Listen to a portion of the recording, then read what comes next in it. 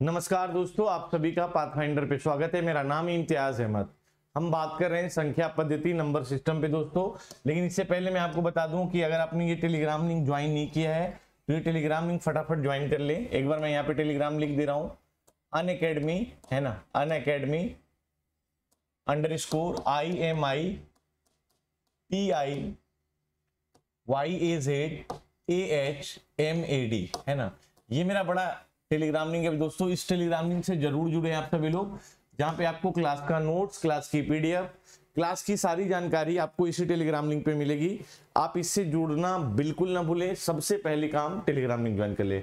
हम number of type पे बात कर रखे थे। कल हमने पहला क्लास लिया था जिसमें हमने वास्तविक मान, अस्थानी मान, संख्या के टाइप्स क्या होते हैं, जिसमें हमने प्राकृतिक संख्या है ना, पूर्ण संख्या, पूर्णांक, सम संख्या, विषम संख्या, ये सारी हमने बात कर रखी थी। सम संख्या, विषम संख्या, अभाज्य संख्या और भाज्य संख्या। ठीक है दोस्तों, यहीं से क्वेश्चंस पूछा गया था यूपीएससी में। आप थोड़ा जवाब दीजिएगा है ना।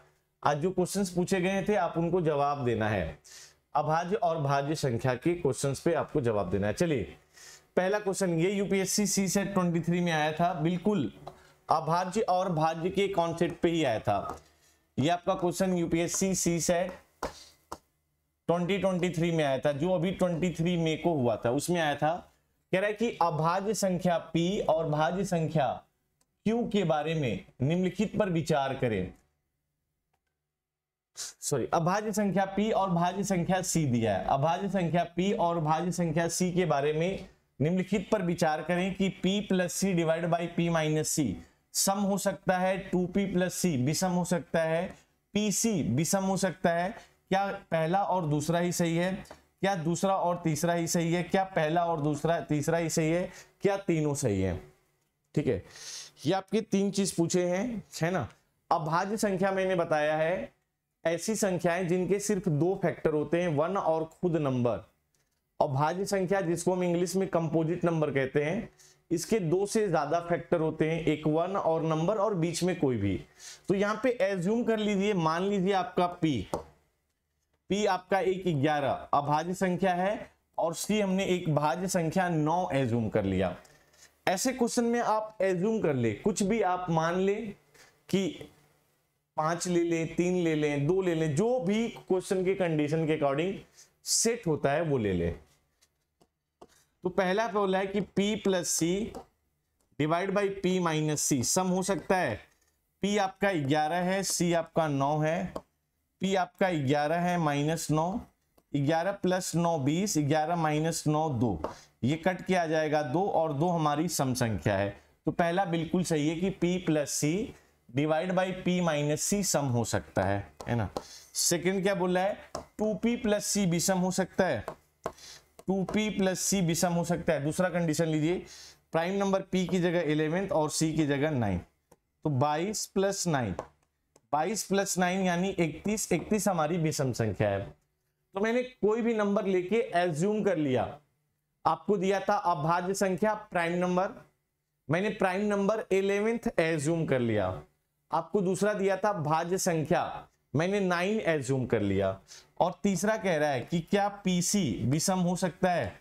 P इंटू C, P की वैल्यू 11 है और C की वैल्यू 9 है। 11 इंटू 9 बराबर 19, 99, और ये विषम संख्या है। तो दिए गए क्वेश्चंस के अकॉर्डिंग आपका सी जवाब है 1 2 3। देखिए बिल्कुल बेसिक क्वेश्चंस पूछा था। ये क्वेश्चन अगर आपने टाइप्स ऑफ नंबर, संख्याओं के प्रकार आपने पढ़ा है कि अभाज्य संख्या क्या होती है, भाज्य संख्या क्या होती है, तो आप इस क्वेश्चन का जवाब बड़ी आसानी से दे सकते हैं दोस्तों। नेक्स्ट देखिएगा, अब ये क्वेश्चन भी आपका यूपीएससी सीसेट 23 में पूछा गया है ना, 23 में पूछा गया ये भी क्वेश्चन क्या कह रहा है कि 5 धन पूर्णांक है P Q R S T में से आवश्यक नहीं है कि ये क्रम एक में ही हो, 3 सम है और इसमें से 2 विषम है। निम्नलिखित कथन पर विचार करें। कथन यहां पे चेंज करिएगा, P plus Q plus R, I think minus S minus T दिया है पहला वाला, कि निश्चित रूप से सम है, और 2P plus Q plus 2R minus 2S plus C निश्चित रूप से विषम है। मतलब हमेशा सम होगा, हमेशा विषम होगा। उपयुक्त कथनों में से कौन सा सही है? पहला, दूसरा, दोनों, न तो दोनों। अभी मैंने आपको सम और विषम संख्या पढ़ाई है, इवन और ऑड, ठीक है। मैंने ये मान लिया, सपोज मैंने ये मान लिया कि देखिए तीन सम है, आपको दिया है कि 3 सम है ना, पी क्यू आर और एस टी में 3 आपके सम है और 2 भी सम है ना। एक कंडीशन ये हो सकता है कि मान लो ये तीनों इवन नंबर है, मान लीजिए कि ये तीनों इवन नंबर है, तीनों सम संख्या है और ये दोनों ऑड संख्या है। एक तो ये पॉसिबिलिटीज हो सकती है कि ये तीनों सम संख्या है और बाकी 2 ऑड है। बोला है ना कि 3 सम संख्या है, तो ऑड माइनस ऑड से क्या आएगा दोस्तों? ये देखिए even plus even plus even, odd minus odd से भी इवन आएगा, है ना, और even plus even plus even minus even, resultant even आ जाएगा। कल की क्लास में मैंने आपको बताया था कि अगर सारे टर्म इवन है, चाहे वो प्लस में आए चाहे वो माइनस में आए, तो अगर मैं सारे इवन टर्म को प्लस या माइनस करूंगा तो रिजल्टेंट इवन आएगा। ये हो सकता है कि 2 इवन है, मान लो इवन प्लस इवन है, और ये वाला ऑड है और ये भी ऑड है और ये वाला इवन है ना, तो ये आ जाएगा even plus even. Odd minus odd से हमें क्या मिलेगा? इवन। अच्छा, ये प्लस में भी मिल सकता है, माइनस में मिल सकता है, उससे फर्क नहीं पड़ेगा। अगर सारे टर्म इवन है तो रिजल्टेंट इवन मिल जाएगा दोस्तों। मैं सारी पॉसिबिलिटीज पे चेक कर रहा हूं। पॉसिबिलिटीज ये हो सकता है कि ये तीनों इवन है और ये दोनों ऑड है, तब भी हमें क्या मिल रहा है? इवन। या ये 2 इवन है, यहां पे ऑड, यहां पे ऑड, यहां पे इवन, तब भी मिल जाएगा। और क्या पॉसिबिलिटीज हो सकता है कि मान लो 2 यहां एक इवन है, यहां पे 2 ऑड आ गए, यहां पे 2 ऑड हो गए और 2 इवन। हर एक केस में 3 इवन तो है ना, ऑड प्लस ऑड बराबर even, minus even minus even. अगर सारे टर्म इवन है, प्लस या माइनस के साथ आए, उससे फर्क नहीं पड़ेगा, तब भी हमें क्या मिलेगा? इवन मिलेगा। तब भी हमें क्या मिलेगा? इवन मिलेगा। आप कुछ भी वैल्यू एज्यूम कर लो, P plus Q plus R minus S minus T हमेशा सम संख्याएं होंगी। P plus Q plus R minus S minus T हमेशा सम संख्याएं होंगी यदि इनमें से 3 सम है और 2 विषम है। तो पहला तो बिल्कुल सही है, पहला तो बिल्कुल सही है। अच्छा, दूसरा देख लो, मैं एज्यूम कर ले रहा हूं, चलो ऐसे भी कर सकते हैं कि मैं एज्यूम कर रहा हूं, P को मैंने 1 मान लिया, Q को मैंने 2 मान लिया, R को मैंने 3 मान लिया, क्या हो रहा है ये, S को मैंने 4 मान लिया और T को मैं 6 मानूंगा, है ना। तभी तो इसमें 3 इवन और 3, तभी तो ये बनेगा। देखिए 3 सम संख्याएं, 1 2 3, ये 3 सम है, बाकी 2 क्या है? विषम। मैंने एज्यूम कर लिया, P Q R S T की वैल्यू मैंने एज्यूम कर लिया, P Q R S T की वैल्यू मैंने एज्यूम कर लिया, जिसमें से 3 मैंने सम रखा है और 2 विषम रखा है ना, 2 विषम रखा है। तो 2P plus Q plus 2R minus 2S plus T। अब देखिए 2P की वैल्यू 1, Q की वैल्यू 2 प्लस 2, R की वैल्यू 3 माइनस 2, S की वैल्यू 4, T की वैल्यू 6। ठीक है, अब यहां पे देखिएगा 2 1 कम 2 प्लस 2, 3 दूनी के 6 माइनस 8 प्लस 6, तो 6 6 12, 12 2 14, 2 16 माइनस 8, 16 माइनस 8 से हमें क्या मिलेगा? 8। ये सम आ गया और क्वेश्चन में क्या बोला है कि निश्चित रूप से विषम है, जबकि यहां पे क्या मिल गया? सम भी मिल गया। यानी 2P plus Q plus 2R minus 2S plus T कभी सम भी हो सकता है और कभी विषम भी हो सकता है। निश्चित रूप से सम होगा, हमेशा सम होगा, ऐसी पॉसिबिलिटीज नहीं है। तो पहला सही है, पहला सही है, इसका करेक्ट जवाब ए आएगा। ठीक है, चलिए नेक्स्ट करते हैं दोस्तों। कह रहा है कि यदि I बराबर a square plus B square plus c square है, कह रहा है I की जो वैल्यू है ना, I की जो वैल्यू है वो दिया है a square plus B square plus c square, जहां A और B क्रमागत पूर्णांक है। क्रमागत मतलब A को मैंने 2 ले लिया तो B को 3 लेंगे, क्रमागत है, क्रम से है, गैप नहीं है। अगर मैं a को 4 लूंगा तो b को 5 लूंगा, a को 6 लूंगा तो b को 7 लूंगा, a को 3 लूंगा तो b को 4 लूंगा। क्रम से लेना है ना, डिफरेंट नहीं लेना है। आपने a को 3 ले लिया, b को 5 ले लिया, ऐसा नहीं लेना है। और c बराबर दिया है आपके ab, c बराबर ab। तो a और b के बारे में आपको जानकारी दिया है, तो c की वैल्यू यहां पे रख दें, a square plus B square, c की जगह रख दो ab का होल स्क्वायर। तो यह आ जाएगा i बराबर a square plus B square, यह आ जाएगा plus a square B square, a के स्क्वायर से a स्क्वायर बी स्क्वायर। तो पूछा है तो i क्या है? एक सम संख्या और यह एक पूर्णांक का वर्ग नहीं है, एक विषम संख्या है और एक पूर्णांक का वर्ग नहीं है, एक सम पूर्णांक का वर्ग है, एक विषम पूर्णांक का वर्ग है। चलिए मैंने एज्यूम कर लिया दोस्तों, मैंने एज्यूम कर लिया है a 2 रखा है, a की जगह 2, और b की जगह मैंने 3 रखा है, 3 का स्क्वायर, a की जगह मैंने 2 का स्क्वायर रखा है और b की जगह मैंने 3 का स्क्वायर रखा है। तो i बराबर 2 का स्क्वायर कितना आएगा? 4, 3 का स्क्वायर मतलब 9, 2 दूनी 4 और 3 का स्क्वायर मतलब 9। तो i बराबर आ जाएगा 4 प्लस 9, 9 चौका 36, 36 9 45 और 4 49 आ गया, 49 आ गया दोस्तों। दिए हुए क्वेश्चंस के अकॉर्डिंग मैं सॉल्व कर रहा हूं, जो क्वेश्चंस में दिया है बस वैसे ही सॉल्व कर रहा हूं, जो क्वेश्चंस में दिया है बस वैसे ही सॉल्व कर रहा हूं। और 49 का मतलब क्या हो गया? 7 का स्क्वायर। 49 का मतलब क्या आ गया? 7 का स्क्वायर। और 7 क्या है? एक विषम पूर्णांक है, एक विषम पूर्णांक है। 7 क्या है? एक विषम पूर्णांक है। तो ये इसके अकॉर्डिंग एक विषम पूर्णांक का वर्ग है। करेक्ट जवाब डी आ रहा है, मेरे अकॉर्डिंग एक विषम पूर्णांक है। करेक्ट जवाब डी आ रहा है। चलिए आप भी बताइएगा दोस्तों, और एक बार सेशन में आप कमेंट जरूर करें क्या आपको समझ में आ रहा है। ये सारे क्वेश्चंस मैंने आपके लिए बनाए हैं, है ना।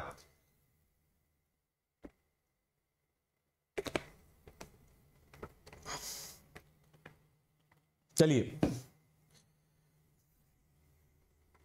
ठीक है। अच्छा मैं अगर कुछ और एज्यूम कर लूं तो, चलिए एक पे तो समझ में आ गया। अगर मैं कुछ और एज्यूम कर लूं तो कुछ और का मतलब मैंने a को 3 ले लिया और b को 4 ले लिया। ये भी तो क्रमागत पूर्णांक है, 2 3 से हटके 3 4 आ गया। ये भी तो क्रमागत पूर्णांक है। तो i बराबर a की जगह 3 का स्क्वायर, b की जगह 4 का स्क्वायर, a की जगह 3 का स्क्वायर, b की जगह 4 का स्क्वायर। तो i बराबर 3 का स्क्वायर 9, 4 का स्क्वायर 16, 3 का स्क्वायर 9, 4 का स्क्वायर 16। i बराबर आएगा 16 9 25 और 16 9 से आ जाएगा 144। अगर मैं ऐड करूंगा तो 169 आएगा। और ये 13 का स्क्वायर है, 169 इज 13 का स्क्वायर। करके देख लीजिए, 13 इंटू 13 इज 169। तो 13 यहां पे क्या है दोस्तों? एक विषम संख्या है, एक विषम पूर्णांक है। तो आप कुछ भी एज्यूम करें, आप संख्या को कुछ भी एज्यूम करें, उससे फर्क नहीं पड़ता, जो ऑप्शन सही है वही सही आएगा। तो इस क्वेश्चन का जवाब क्या है? डी है, एक विषम पूर्णांक का वर्ग है। एक विषम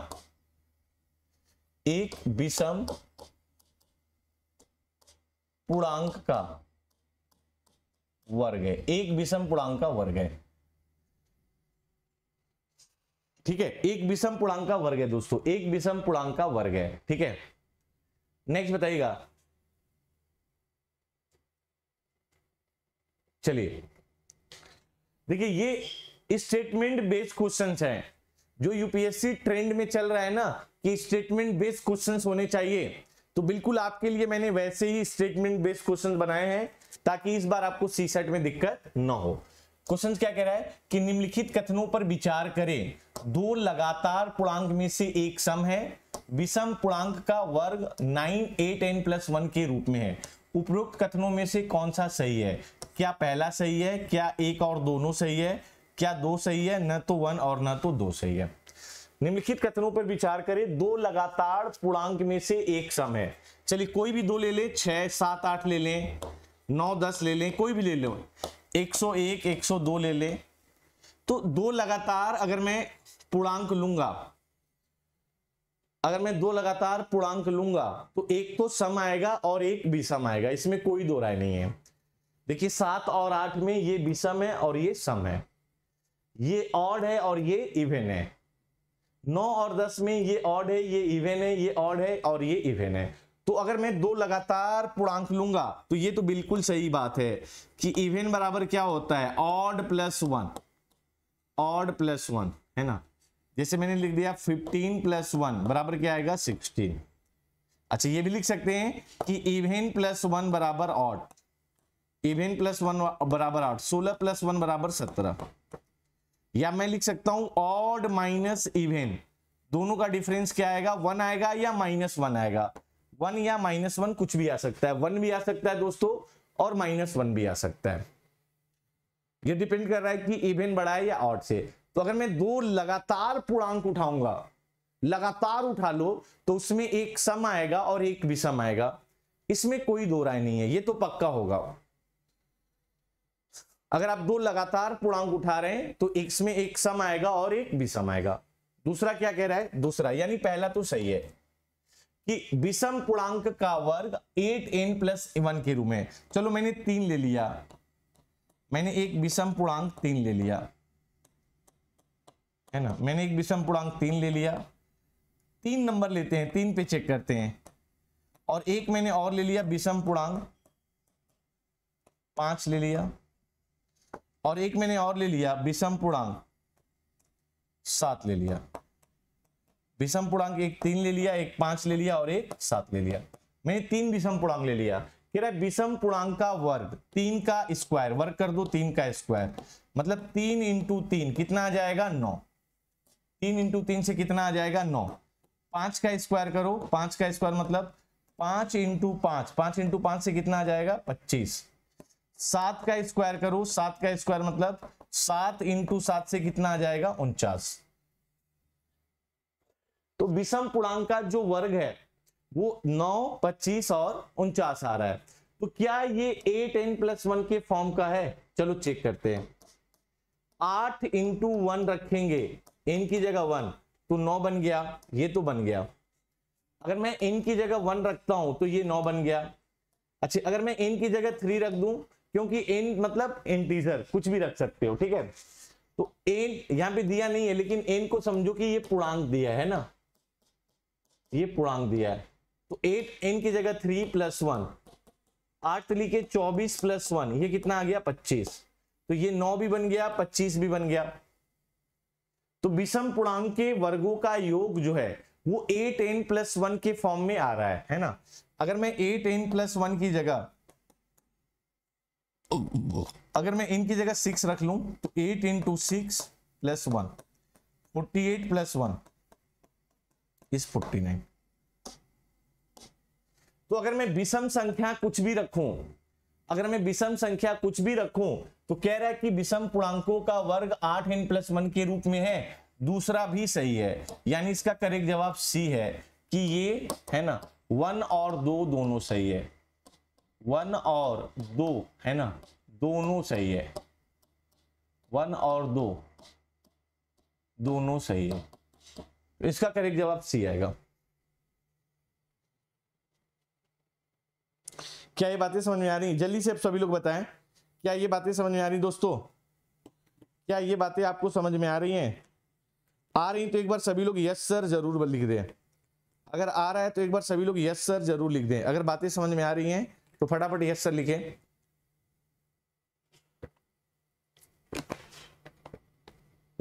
ठीक है, तो ये आपका स्टेटमेंट बेस्ड क्वेश्चन था। एक बार कमेंट जरूर करिएगा दोस्तों, अगर आपको समझ में आ रहा है तो कमेंट जरूर करिएगा सभी लोग। अगर बातें समझ में आ रही है तो कमेंट जरूर करिएगा, ठीक है। तो ये आपके 2 पूर्णांक वाले क्वेश्चंस मैंने करा दिए है ना। चलिए आगे बढ़े, आगे बढ़ते हैं।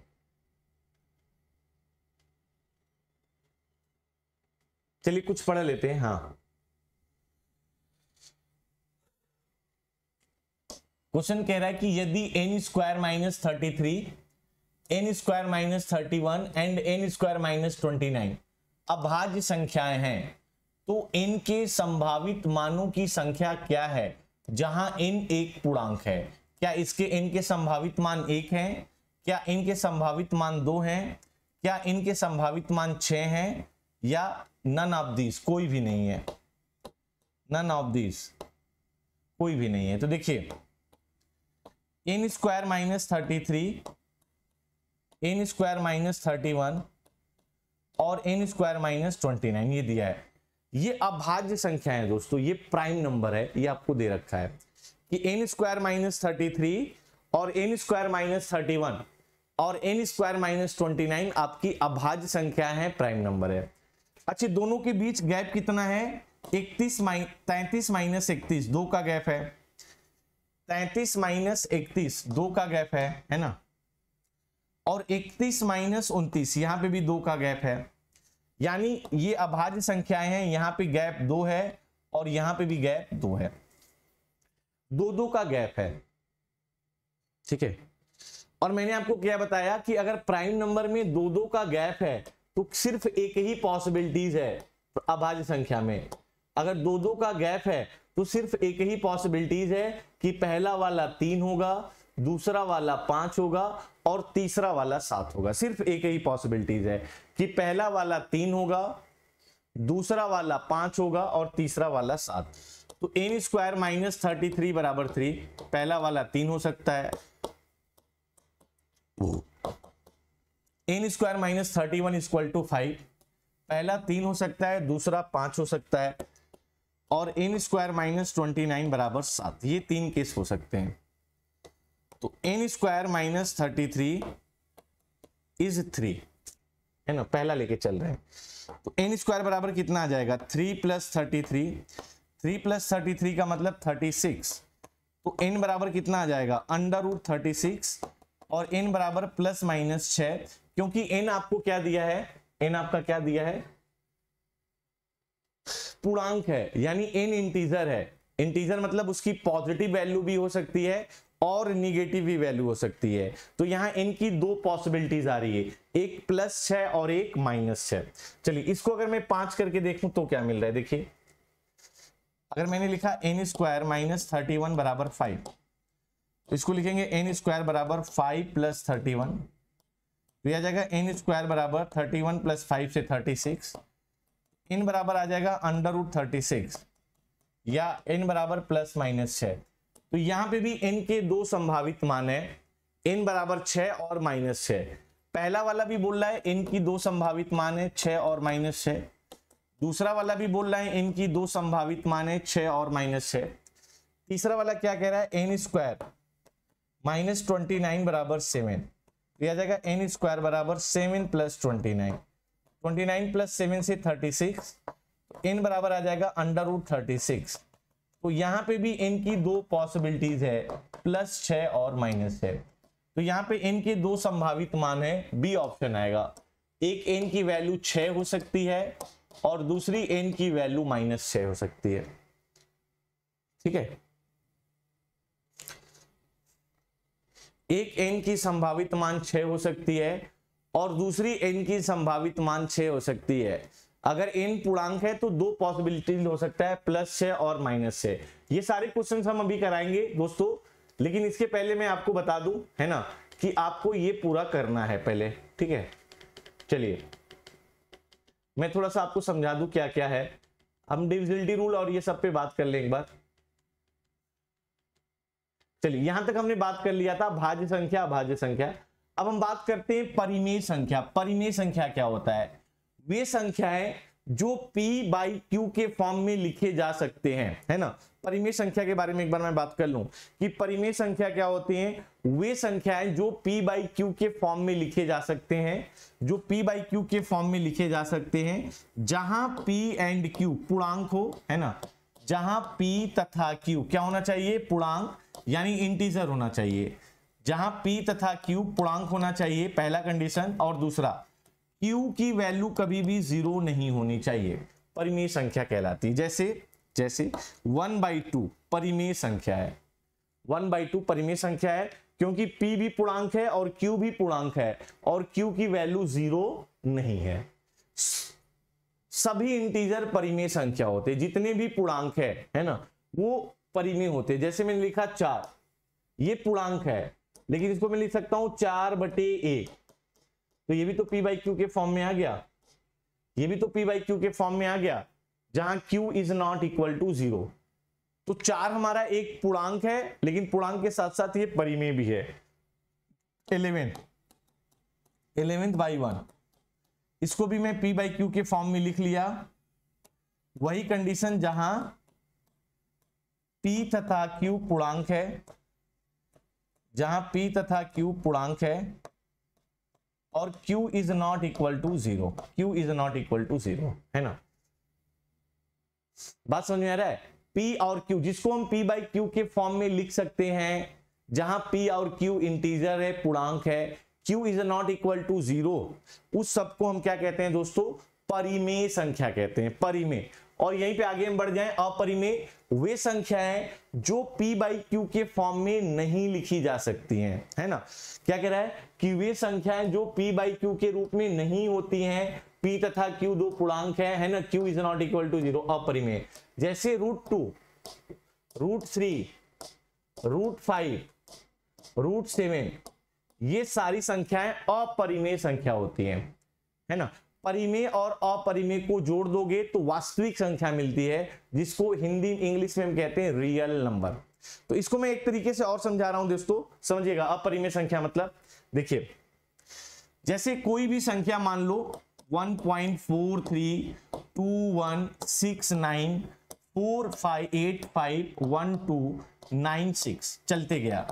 अपरिमेय संख्या कभी भी टर्मिनेट नहीं होता, अशांत होता है, टर्मिनेट नहीं होगा और न ही रिपीट करेगा, कभी रिपीट भी नहीं करेगा, ये चलते चलेगा, चलते चलेगा, चलते चलेगा, उसको भी हम अपरिमेय कहते हैं। अपरिमेय संख्या कभी भी रुकेगा नहीं, टर्मिनेट नहीं होगा, चलते चलेगा और रिपीट नहीं करेगा। जैसे मैंने ये लिखा 2.6924810169870034, ये कभी रुक नहीं रहा है, ये कभी रुक नहीं रहा है, ये चलते चला रहा है, चलते चला रहा है, और कोई भी संख्या रिपीट नहीं कर रहा है दोस्तों, दोहरा नहीं रहा है, तो इसको भी हम क्या करेंगे? अपरिमेय संख्या। इसको दो तरीके से समझिए। अगर p बाई क्यू के फॉर्म में नहीं लिख पा रहे हैं, जहां p और q पूर्णांक है, तो इसका सीधा सा मतलब है, इसका सीधा सा मतलब है दोस्तों कि ये न तो टर्मिनेट हो रहा है और न ही रिपीट हो रहा है। तो ऐसी संख्या को हम क्या कहते हैं? अपरिमेय संख्या कहते हैं, अपरिमेय संख्या। अब देखिए दो चीज आएगा, जैसे मैंने लिखा 1/2, 1/2 को डिवाइड करेंगे 0.5, ये टर्मिनेट हो गया, रुक गया। अगर टर्मिनेट हो गया, रुक गया, तो इसको हम कहते हैं परिमेय संख्या। जो टर्मिनेट हो जाएगा, रुक जाएगा, आगे नहीं बढ़ेगा, ठीक है, तो इसको हम कहते हैं परिमेय संख्या।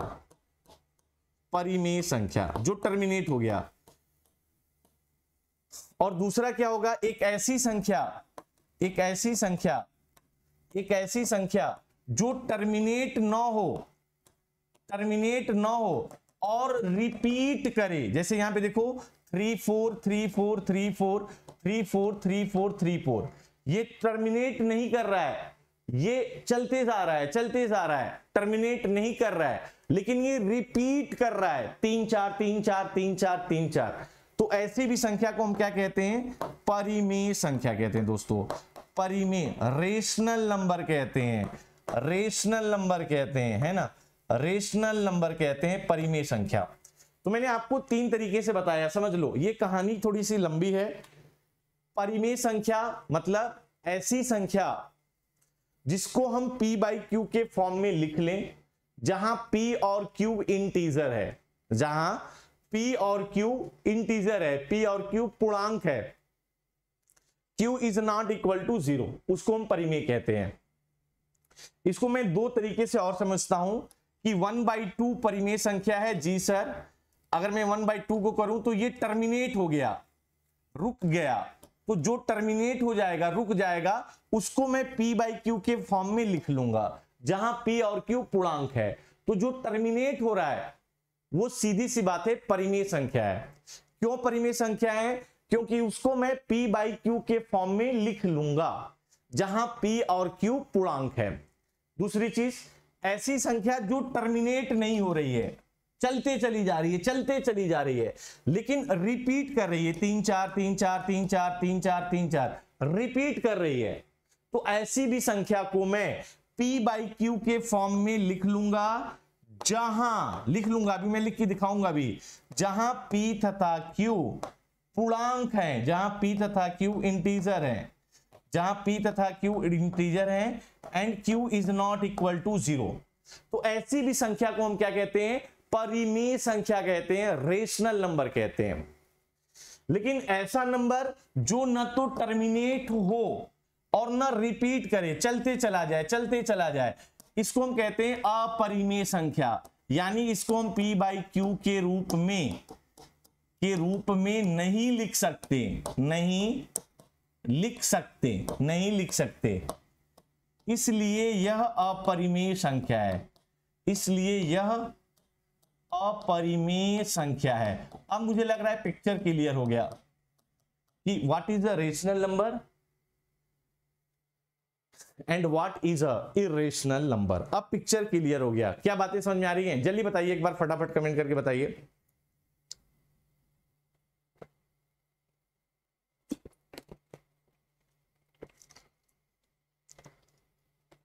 ठीक है, चलिए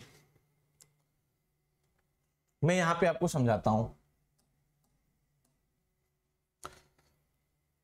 जैसे x बराबर 0.3333333 ये चलते जा रहा है, चलते जा रहा है, चलते। क्या ये परिमेय संख्या है?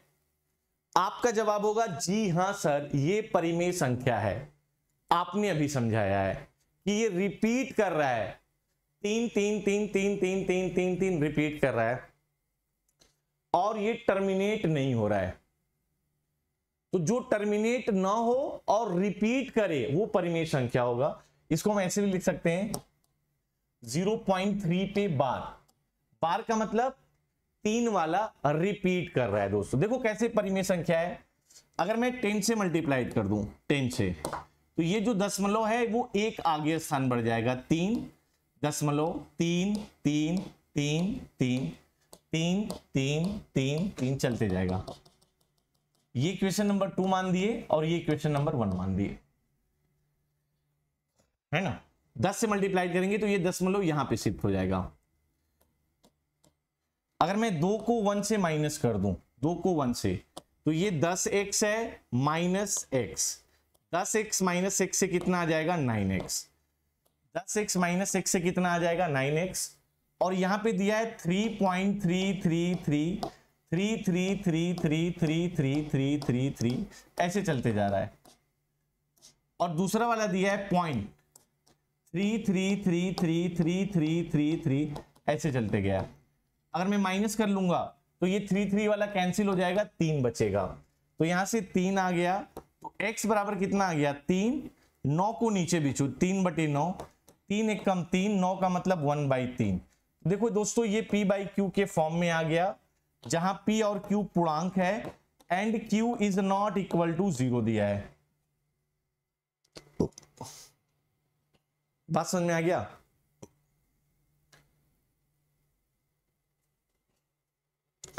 ये क्यों परिमेय संख्या है? क्योंकि इसको हम p बाई क्यू के फॉर्म में लिख सकते हैं, जहां p और q पूर्णांक है and q is not equal to 0 है। इसको हम p बाई क्यू के फॉर्म में लिख सकते हैं, जहां p और q पूर्णांक है and q is not equal to 0 है। इसलिए 0.33333 एक क्या है? परिमेय संख्या है। क्या है दोस्तों? परिमेय संख्या है, रेशनल नंबर है, परिमेय संख्या। इसका मैं ट्रिक्स भी बताऊंगा, है ना, इसका मैं ट्रिक्स भी बताऊंगा, लेकिन पहले समझिए, एक दो क्वेश्चन से और समझिए इसको।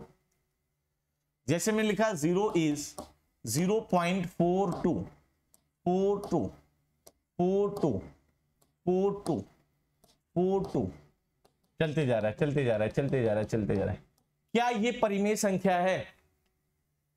0.42424242 चलते जा रहा है। टर्मिनेट नहीं हो रहा है लेकिन रिपीट कर रहा है।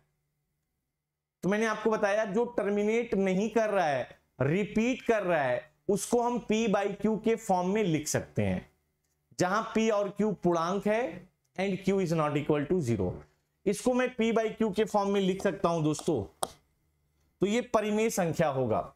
अच्छा, रिपीट कौन कर रहा है? 4 2 4 2 4 2 4 2, तो इसको आप लिख सकते हो 0.42 पे बार। बात सेम ही है, बार का मतलब वो रिपीट कर रहा है, जो 4 और 2 आया है वो रिपीट कर रहा है, रिपीट कर रहा है, 4 2 4 2 4 2 4 2 करके रिपीट कर रहा है।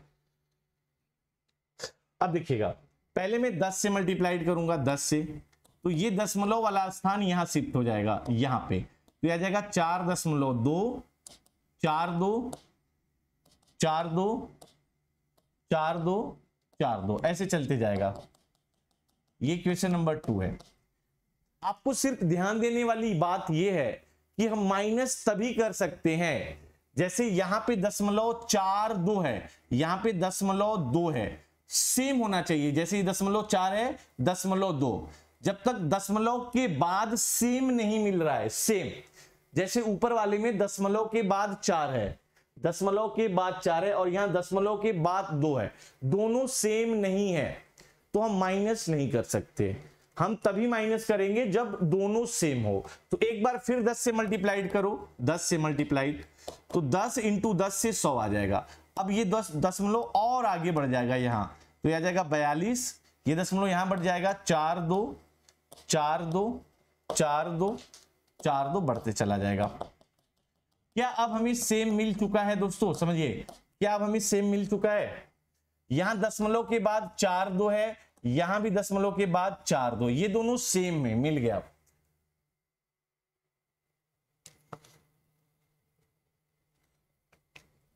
मिल गया। Equation number 1 and equation number 3 same हो गया। सेम मतलब दशमलव के बाद ऊपर में भी 4 2 4 2 4 2 है। देखो, दशमलव के बाद ऊपर में भी 4 2 4 2 4 2 4 2 4 2 4 2 है, और यहां भी दशमलव के बाद 4 2 4 2 4 2 4 2 4 2 सेम है। तो अब माइनस कर लो, 3 को 1 से माइनस कर लो, equation number 3 minus equation number 1, तो 100 माइनस एक्स कितना आ जाएगा? देखिए 100x माइनस एक्स, माइनस कर देंगे तो यह आ जाएगा 99x। अच्छा, जब दोनों सेम है तो ये और ये दोनों कैंसिल हो जाएगा, और 42 माइनस 0 से आएगा 42, तो x बराबर आएगा 42 डिवाइड बाई 99। अब जी हां, हम इसको P बाई Q के फॉर्म में लिख पा रहे हैं, जहां P तथा Q पूर्णांक है, जहां P तथा Q पूर्णांक है और Q is not equal to 0 है। सो ये कौन सी संख्या है दोस्तों? ये आपकी जो संख्या है वो परिमेय संख्या है, परिमेय संख्या है। तो मैंने जस्ट आपको समझाया है, इसका एक शॉर्ट ट्रिक्स भी होता है, वो नेक्स्ट आगे मैं जब समझाऊंगा तो उसका मैं शॉर्ट ट्रिक्स जरूर समझाऊंगा कि क्वेश्चन को और आसान कैसे हम सॉल्व कर सकते हैं। ठीक है, क्वेश्चन को हम और आसान कैसे सॉल्व कर सकते हैं। तो परिमेय और परिमेय। अब नेक्स्ट हम जो बात करते हैं, सबसे बड़ा नंबर वास्तविक संख्या, जिसको इंग्लिश में हम कहते हैं रियल नंबर, है ना। रियल नंबर, वास्तविक संख्या क्या होती है? जो नंबर लाइन पे संख्या होती है ना। ये नंबर लाइन होता है, ये माइनस इन्फिनेटिव से प्लस इन्फिनेटिव, यहां पे आ जाएगा 0, यहां पे आ जाएगा 1, यहां पे आ जाएगा 2, यहां पे आ जाएगा 3, पॉजिटिव नंबर यहां आएगा 4 5 6, और यहां पे निगेटिव आएगा -1 -2 -3 -4। जिसको हम कहते हैं नंबर लाइन। यहां पे परिमेय संख्या हमने पढ़ा और अपरिमेय संख्या। परिमेय संख्या और अपरिमेय संख्या को जोड़ दो तो जो नंबर आपके पास आएगा उसको हम कहते हैं वास्तविक संख्या, रियल नंबर। सभी पूर्णांक क्या होते हैं? मैंने अभी बताया कि जितने भी आपके पास पूर्णांक है, 0 1 2 -2 -3 -4 6 7 8 9 10, सारे पूर्णांक हमारे क्या है? परिमेय संख्या है। क्या है? परिमेय संख्या है। तो क्या है, परिमेय तथा अपरिमेय संख्याओं के सम्मिलित रूप को वास्तविक संख्याएं कहते हैं। सभी रियल नंबर में वास्तविक संख्या में परिमेय और अपरिमेय संख्या आएगा, ये ध्यान रखिएगा। क्या आएगा दोस्तों, परिमेय और अपरिमेय संख्या आएगा, है ना। तो ये सारे टाइप के मैंने नंबर अभी आपको करा दिए हैं। अभी इसमें कुछ और भी नंबर होते हैं जो मैं धीरे धीरे करके आपको बताते जाऊंगा, ठीक है। ये सारे क्वेश्चंस मैंने आपको करा दिए, ये वाले नहीं कराए थे। चलिए ये वाला भी कर लेते हैं कि यदि n एक प्राकृतिक संख्या है तो अंडर रूट n क्या होगा, है ना।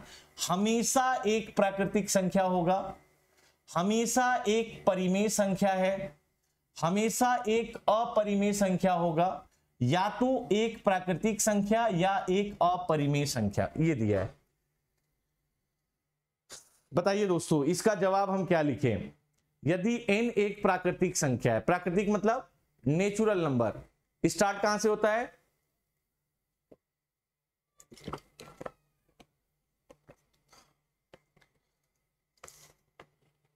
बताइए स्टार्ट कहां से होता है प्राकृतिक संख्या, 1 2 3 4 5 6 7 8 9, है ना।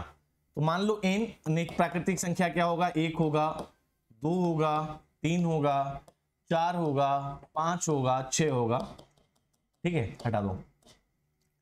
ऐसे क्वेश्चन को हमेशा एज्यूम करके लगा सकते हैं। कैसे लगा सकते हैं, ऐसे क्वेश्चन को हमेशा एज्यूम करके लगा सकते हैं, मान के लगा सकते हैं, है ना, एज्यूम करके लगा सकते हैं, ठीक है। चलिए अगर मैं n को 2 रखा, n को 2, तो अंडर रूट n का मतलब अंडर रूट 2, अंडर रूट क्या आ जाएगा, अपरिमेय संख्या आ जाएगा, अपरिमेय आ जाएगा। अंडर रूट 2 अपरिमेय है, याद रखिएगा, अपरिमेय संख्या होगा अंडर रूट 2। चलिए आगे बढ़ते हैं। अगर मैं n की जगह 3 रखा, क्योंकि 3 भी एक क्या है, प्राकृतिक संख्या है, 3 भी एक प्राकृतिक संख्या है, तो अंडर रूट 3, n की जगह 3, अंडर रूट 3 भी क्या है दोस्तों, एक अपरिमेय संख्या है ना। अंडर रूट 3 भी क्या है, अपरिमेय संख्या है, अंडर रूट 3 और अंडर रूट 3। तो जल्दी में जवाब मत देना कि सी होगा एक अपरिमेय संख्या, थोड़ा सा और देखो। अगर n की जगह मैंने 4 रखा, है ना, तो अंडर रूट 4 का मतलब कितना आ जाएगा, 2। तो 2 मतलब पूर्णांक आ गया, इंटीजर आ गया, है ना, इंटीजर आ गया। तो इसको हम लिख सकते हैं प्राकृतिक संख्या। क्या लिख सकते हैं, प्राकृतिक संख्या। ऑप्शन से मिलाइए, प्राकृतिक संख्या आ सकता है। अगर मैं n की जगह 9 ले लिया, तो अंडर रूट 9 के मतलब 3 भी हमारा क्या आएगा दोस्तों, प्राकृतिक संख्या आएगा। क्या आएगा, प्राकृतिक संख्या। तो ये क्या मिल गया, या तो एक प्राकृतिक संख्या होगा, या एक अपरिमेय संख्या होगा। हमेशा अपरिमेय नहीं आ रहा है, कभी कभी प्राकृतिक संख्या भी आ रहा है और कभी कभी अपरिमेय भी आ रहा है ना। तो इसका करेक्ट जवाब डी है, कभी ये प्राकृतिक संख्या होगा और कभी ये अपरिमेय संख्या होगा। तो इसका करेक्ट जवाब डी है ना। डी क्या है, या तो एक, है ना, प्राकृतिक संख्या होगा, या तो एक प्राकृतिक संख्या होगा,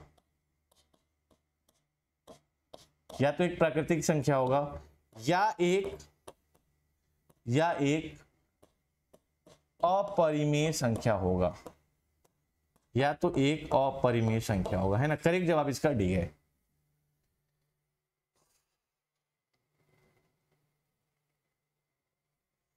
ठीक है, समझ में आ रहा है दोस्तों, समझ में आ रहा है नहीं आ रहा, जल्दी बताइएगा। चलिए ये भी एक अच्छा क्वेश्चन है, ट्राई करिएगा कि 110 तक की सभी विषम अभाज्य संख्याओं को गुणा किया जाता है, इस गुणनफल की इकाई का अंक क्या होगा। क्या 0 आएगा, क्या 3 आएगा, क्या 5 आएगा, क्या नन ऑफ एबव होगा। 110 तक की सभी विषम, देखो 2 नहीं लेंगे दोस्तों, क्योंकि 2 जो हमारा है वो एक सम अभाज्य संख्या है, यानी इवन प्राइम नंबर है ना।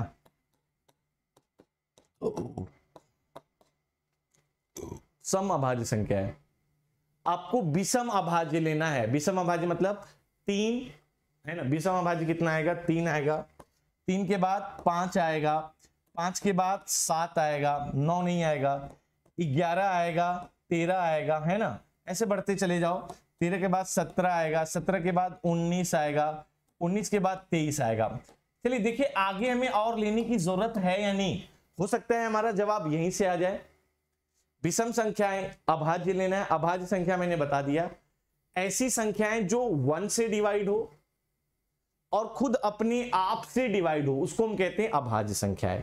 2 से स्टार्ट होता है, इकलौता सम अभाज्य संख्या 2 है। चलिए तो 3 इंटू 5 कितना आ गया, 15, 3 इंटू 5 15, 15 में इकाई का अंक कितना आ गया दोस्तों, 5, 5 इंटू 7, 5 इंटू 7, 5 इंटू 7 कितना आ गया, 35, 35 में इकाई का अंक कितना आ गया, यहां से भी आ गया 5, अब 11 आ गया, 5 इंटू 11 है ना, तो 5 इंटू 11 में इकाई का 55 आ गया।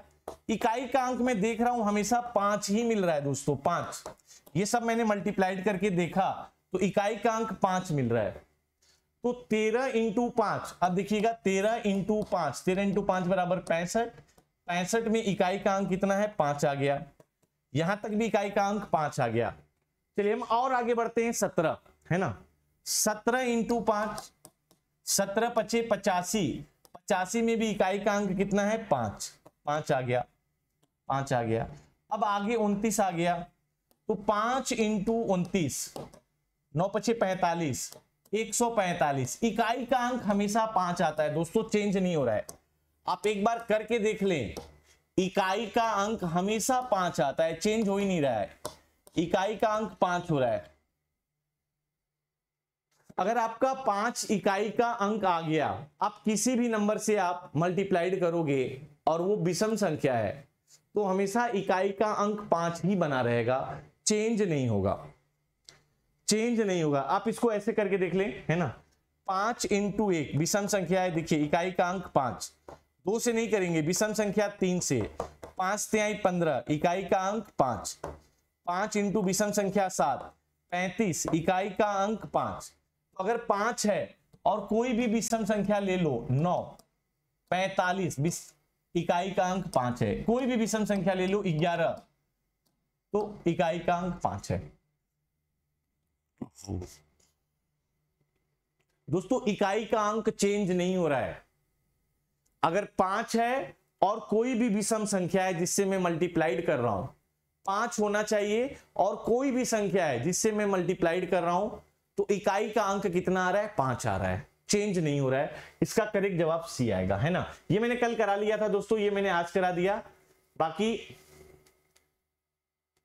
ठीक है। ये सारे क्वेश्चंस हो गए हैं।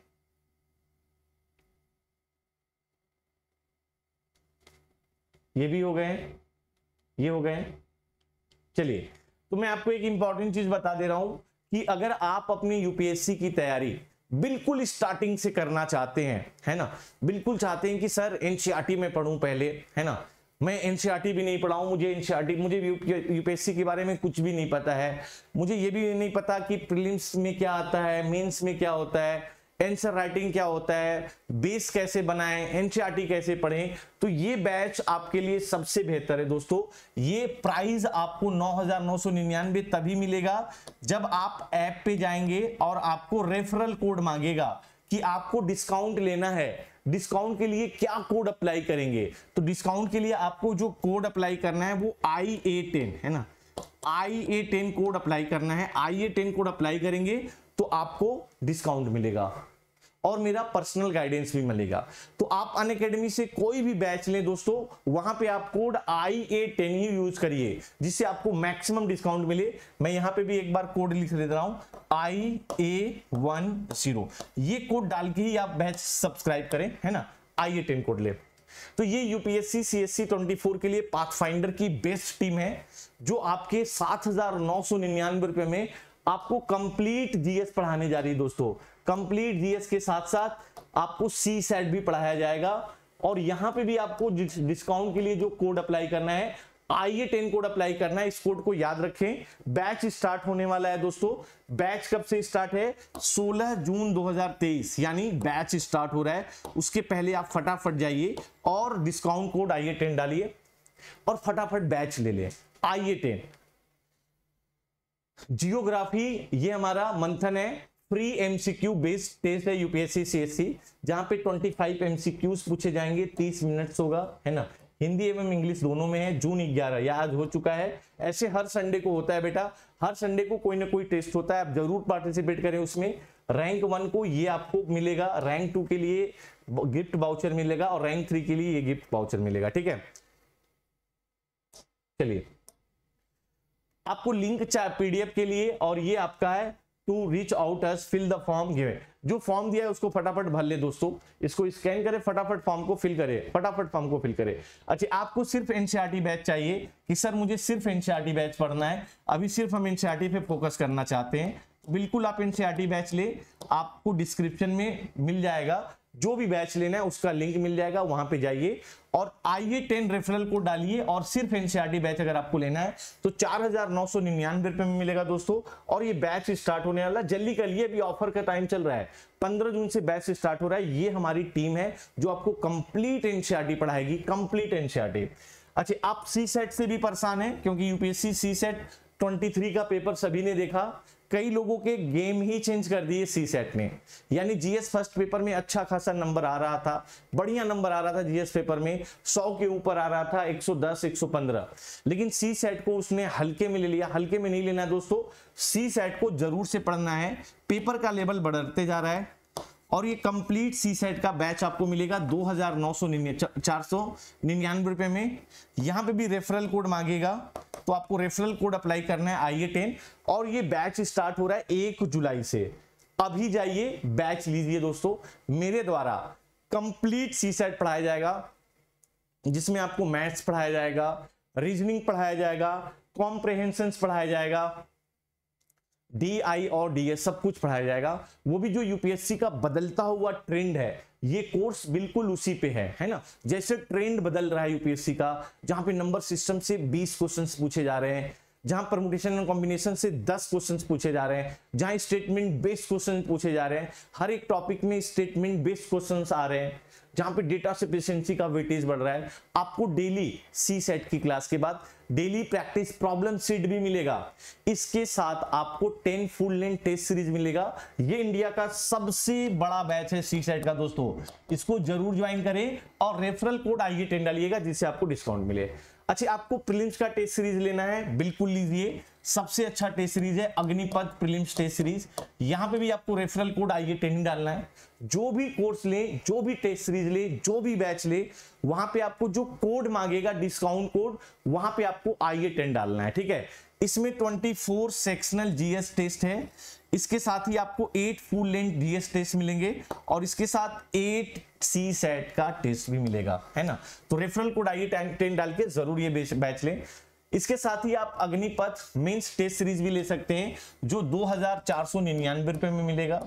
यहां पे भी आपको रेफरल कोड IA10 डालना है। IA10 100% सिलेबस कवरेज है, मेंस टेस्ट सीरीज है, 10+ टेस्ट सीरीज है ना। मॉडल आंसर है दोस्तों, best practice for improving your answer, और सारी चीज है। 100% सिलेबस कवरेज है। सबसे अच्छी बात है आंसर राइटिंग का, आपका प्रॉपर आंसर राइटिंग इंप्रूव होगा। तो मेंस के लिए ये तो हमें करना ही करना है और डिस्काउंट कोड IA10 अप्लाई करना है। इसके साथ पाथफाइंडर हिंदी में बैच आ चुका है दोस्तों।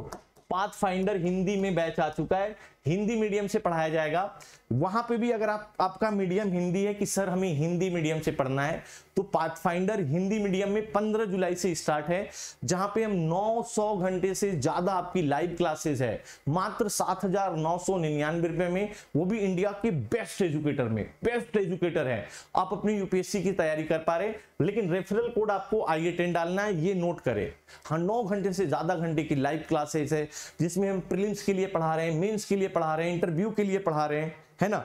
40 प्रीलिम्स का टेस्ट सीरीज मिल रहा है, मेंस के 10 टेस्ट। इतना सस्ता बैच आज तक कभी भी नहीं मिला है, और इंडिया के बेस्ट एजुकेटर के साथ। अगर आपने नहीं लिया है दोस्तों, जाइए अभी के अभी बैच लीजिए और रेफरल कोड IA10, ये याद रखिएगा, IA10 कोड लीजिएगा। ये हमारी पाथफाइंडर की बेस्ट टीम है ना, बेस्ट टीम है। अच्छे, अगर आपने टेलीग्राम लिंक नहीं ज्वाइन किया है तो मैं एक बार बता दूं, ये टेलीग्राम लिंक है, इसको फटाफट ज्वाइन कर लें। अनअकैडमी है ना, _IMIPIYAZAHMAD, ये मेरा टेलीग्राम लिंक है। इससे आप जरूर जुड़ जाएं, टेलीग्राम लिंक से जरूर जुड़ जाएं आप सभी लोग, क्योंकि इस टेलीग्राम लिंक पे आपको क्लास का नोट, क्लास की PDF, क्लास की सारी जानकारी मेरे द्वारा दी जाएगी। तो आप इस चैनल को अगर सब्सक्राइब नहीं किए हैं तो चैनल को सब्सक्राइब करें, सेशन को लाइक करें, आपका जो भी ग्रुप्स है वहां पे सेशन को शेयर करिए। आपको CSET, कंप्लीट CSET मेरे द्वारा पढ़ाया जाएगा, तो आप CSET का भी बैच जरूर लें और रेफरल कोड IA10 ये जरूर याद रखिएगा दोस्तों। ठीक है, चलिए, थैंक यू, मिलते हैं कल।